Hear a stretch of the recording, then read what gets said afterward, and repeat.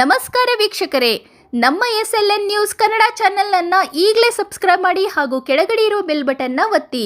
ಇದರಿಂದ ನಾವು ಅಪ್ಲೋಡ್ ಮಾಡುವ ವಿಡಿಯೋವನ್ನು ಎಲ್ಲರಿಗಿಂತ ಮುಂಚೆ ನೀವು ನೋಡಬಹುದು. ಸಂವಿಧಾನ ಶಿಲ್ಪಿ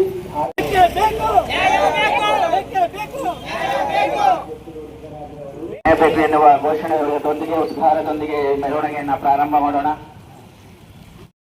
ಕಾನೂನು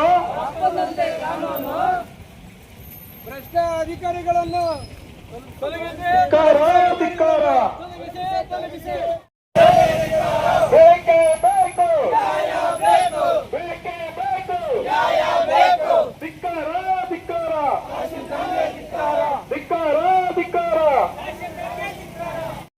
ಕಾನೂನಂತೆ ಕಾನೂನು ಕಾನೂನಂತೆ ಕಾನೂನು ಬೇಕೇ ಬೇಕು ಬೇಕೇ ಬೇಕು.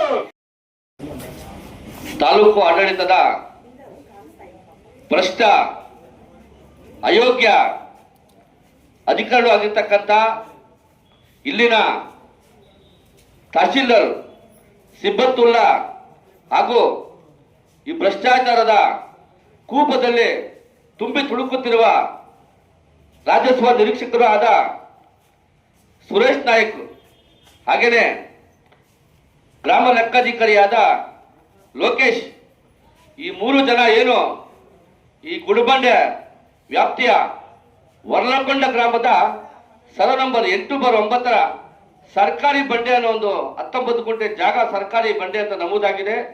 ಇವ್ರದೇ ಆಗಿರ್ತಕ್ಕಂಥ ದಾಖಲೆಗಳು ಎಲ್ಲವೂ ಕೂಡ ಸ್ಪಷ್ಟವಾಗಿದೆ.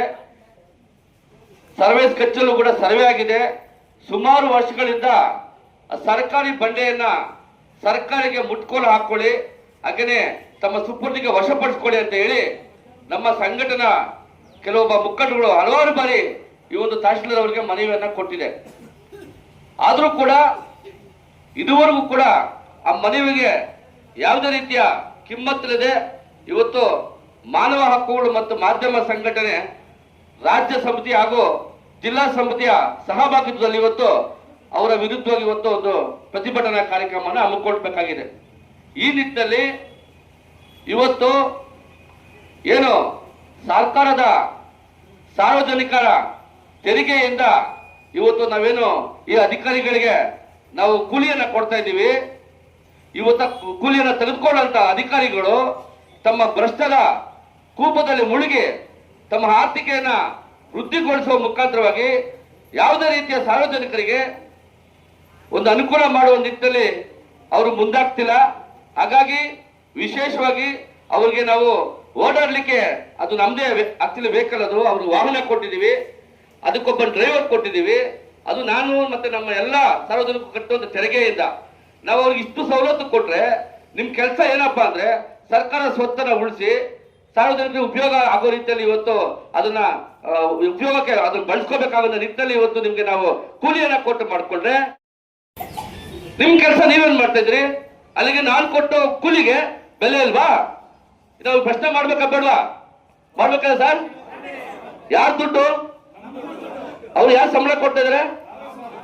ನಾವು ತೆರಿಗೆ ಕಟ್ಟಿ ಅವ್ರಿಗೆ ಸಂಬಳ ಕೊಟ್ಟು ಒಂದು ವೆಹಿಕಲ್ ಕೊಟ್ಟು ಅವ್ರಿಗೊಂದು ಡ್ರೈವರ್ ಕೊಟ್ರೆ ಅವ್ರೇನ್ ಕೆಲಸ ಮಾಡ್ಬೇಕು? ಸಾರ್ವಜನಿಕ ಕೆಲಸ ಮಾಡ್ಬೇಕಾ ಬೇಡವಾ? ಅದನ್ನು ಬಿಟ್ಬಿಟ್ಟು ಇವತ್ತು ಸರ್ಕಾರ ಸ್ವತ್ತನ್ನ ಇವತ್ತು ನಮ್ಮ ಒಂದು ಮಾನವ ಹಕ್ಕುಗಳು ಮತ್ತು ಮಾಧ್ಯಮ ಸಂಘಟನೆ ವತಿಯಿಂದ ನಾವು ಬೆಂಗಳೂರಿಂದ ಈ ರಾಜ್ಯದ ಬೇರೆ ಬೇರೆ ಜಿಲ್ಲೆಯ ಗಡಿ ಭಾಗಗಳಿಂದ ನಾವು ಇವತ್ತು ಬಂದು ಈ ಗುಡಿಬಂಡೆ ಭಾಗದ ಸ್ವತ್ತನ್ನ ಉಳಿಸ್ಲಿಕ್ಕೆ ನಾವು ಬರ್ಬೇಕಾಗಿತ್ತಾ? ಹಾಗಾದ್ರೆ ನಮ್ಗೆ ನೀವು ಸಂಪಾದಿಸಿ ನಮ್ಗೆ ಕೂಲಿ ಕೊಡಿ. ಹಾಗಾದ್ರೆ ನೀವು ಎಷ್ಟು ದಿವಸ ಇಲ್ಲಿ ಕೆಲಸ ಮಾಡಿದಿರಿ ಆ ಕೂಲಿಯನ್ನ ಇವತ್ತು ನಮಗೆ ಕೊಡ್ಬೇಕು ನೀವು. ಇದನ್ನ ನಾನು ಇವತ್ತು ನಿಮ್ಗೆ ಪ್ರಶ್ನೆ ಮಾಡ್ತಾ ಇದ್ದೇನೆ. ನಿಮ್ಗೆ ನಾವು ಕೊಟ್ಟೋ ಟ್ಯಾಕ್ಸ್ ಇಂದ ನಿಮ್ಗೆ ಸಂಪಾದನೆ ಮಾಡ್ಬೇಕು, ನೀವು ನಮ್ಮಿಂದ ಜೀವನ ಮಾಡ್ಬೇಕು, ನಮ್ಮಿಂದ ಒಳ್ಳೆ ನಿಮ್ಗೆ ಎಲ್ಲ ಸವಲತ್ತು ಸರ್ಕಾರ ಸವಲತ್ತು ಕೊಡ್ಬೇಕು.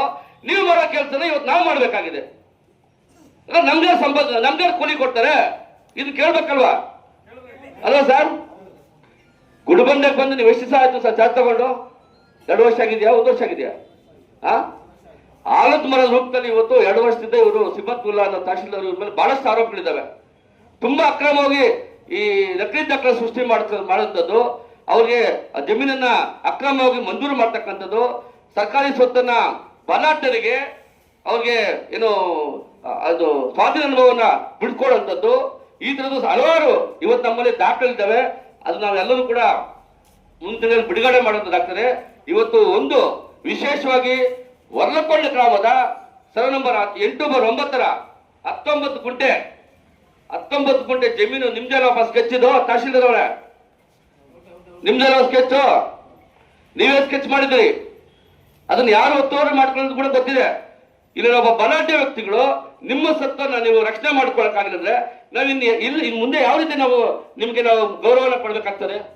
ನೀವೇ ಮಾಡ್ತಿರ್ತಕ್ಕಂಥ ಸ್ಕೆಚ್, ನಿಮ್ಮದೇ ಅಧಿಕಾರಿಗಳು ಸರ್ವೆ ಮಾಡ್ತಕ್ಕಂಥ ದಾಖಲೆ, ನಿಮ್ಮದೇ ದಾಖಲೆಯಲ್ಲಿ RTS ಅಲ್ಲಿ ಕೂಡ ಸರ್ಕಾರಿ ಬಂಡಿ ಅಂತ ಇದೆ. ಇವತ್ತು ಅಲ್ಲಿ ಬಲಾಢ್ಯರು ಪ್ರಭಾವಿಗಳು ಅವ್ರಿಗೆ ನೀವು ಕುಮ್ಮಕ್ ಕೊಟ್ಕೊಂಡು ಕನಿಷ್ಠ ಅದನ್ನ ನಿಮ್ಮ ಸುಪರ್ದಿಗೆ ತಗೊಳಕ್ಕೆ ನಿಮ್ಗೆ ಯೋಗ್ಯತೆ, ನಿಮ್ಗೆ ಅರ್ಹತೆ, ನಿಮ್ಗೆ ಮಾನ ಮರ್ಯಾದೆ ಇಲ್ಲಾಂದ್ರೆ ಸುಮ್ಮನೆ ನೀವು ಯಾಕೆ ಒಂದು ಹುದ್ದೆ ಇರ್ತೀರಂತ ಇವತ್ತು ನಾವು ನಮ್ಮ ಸಂಘಟನೆ ನಿಮ್ಗೆ ಪ್ರಶ್ನೆ ಮಾಡ್ತಾ ಇದೀವಿ. 2 ವರ್ಷದ ನಿನ್ನ ಅವಧಿಯಲ್ಲಿ ಎಷ್ಟು ಅಕ್ರಮ ದಾಖಲೆಗಳು, ಎಷ್ಟು ನಕಲಿ ದಾಖಲೆ ಸೃಷ್ಟಿಯಾಗಿಲ್ಲ, ಎಷ್ಟು ಭೂಕಳ್ಳರನ್ನ ನೀವು ಸಪೋರ್ಟ್ ಮಾಡ್ಕೊಂಡು ಬಂದಿಲ್ಲ, ಎಷ್ಟು ರಿಯಲ್ ಎಸ್ಟೇಟ್ ಉದ್ಯಮಗಳಿಗೆ ನೀವು ಸಹಕಾರ ಹಿಡ್ಕೊಂಡು ಬರ್ತಾ ಇಲ್ಲ. ಸರ್ಕಾರ ಸೊತ್ತೋದು ಸಾರ್ವಜನಿಕರು ಉಪಯೋಗ ಆಗ್ಲಿ ಅಂತ ಹೇಳ್ಬಿಟ್ಟು ಇವತ್ತು ನೀವು ಮಾಡೋ ಕೆಲಸ ನಾವು ಮಾಡಬೇಕಾಗಿದೆ. ಯಾಕೆ ನೀವು ಇಷ್ಟು ದಿವಸ ಇದನ್ನ ನಿಮ್ಮ ಸುಪರ್ದಿ ತಗೊಳಕ್ ಆಗ್ಲಿಲ್ಲ?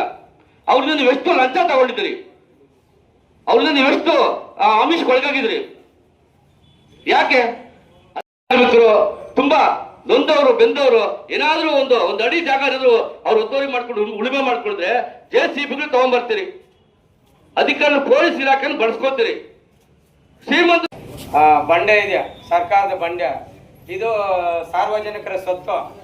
ಈ ಸೊತ್ತನ್ನು ಹಿಂದೆ ಒಂದು ಸರ್ವೆ ನಕಾಶೆ ಮಾಡಿದ್ದಾರೆ ಗ್ರಾಮ ಲೆಕ್ಕಾಧಿಕಾರಿಗಳು ಮತ್ತು ಇವರು ರಾಜಸ್ವ ನಿರೀಕ್ಷಕರು. ಅಂದ್ರೆ ಇವರು ಸುರೇಶ್ ಅಂತ ಹೇಳ್ಬಿಟ್ಟು ನಮ್ಮ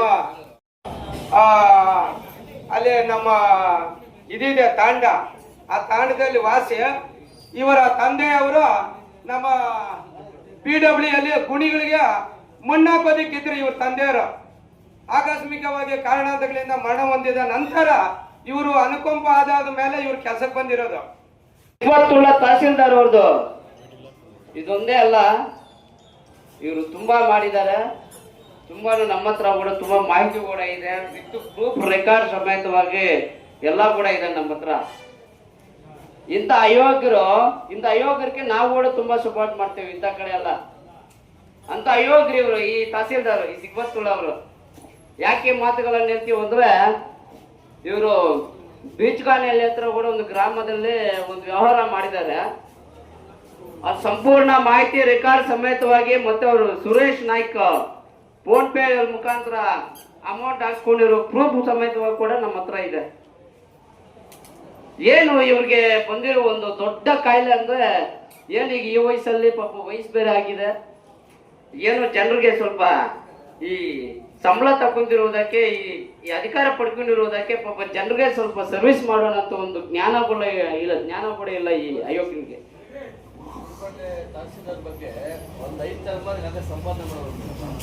ಮಾಡಿದ್ದಾರೆ ಇವ್ರು 100% ಮಾಡಿದ್ದಾರೆ.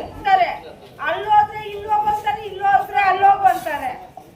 ತಹಸೀಲ್ದಾರ್ ಸಾಹೇಬರು ಎಷ್ಟು ಸತಿ ನಾನು ಇಲ್ಲೇ ನೋಡಿದ್ದಾರೆ. ನಾನು ಯಾವಾಗ ಹೋದ್ರು ನೋಡಿ ಬಂದ್ರೆ ನಾನು ಸರ್ ಏನ್ ಸರ್ ಹಿಂಗಾಯ್ತು ಅಂದ್ರೆ ನಮ್ಮ ಫಾರಂ ಕೊಟ್ಟರೆ ಅದೆಲ್ಲ ಕಲ್ದಾಕ್ಬಿಡ್ತಾರೆ. ಮತ್ತೆ ನಾನು ಫಾರಂ ತಂದು ಕೊಡ್ತೀನಿ, ಮತ್ತೆ ಏನು ಮಾಡಲ್ಲ.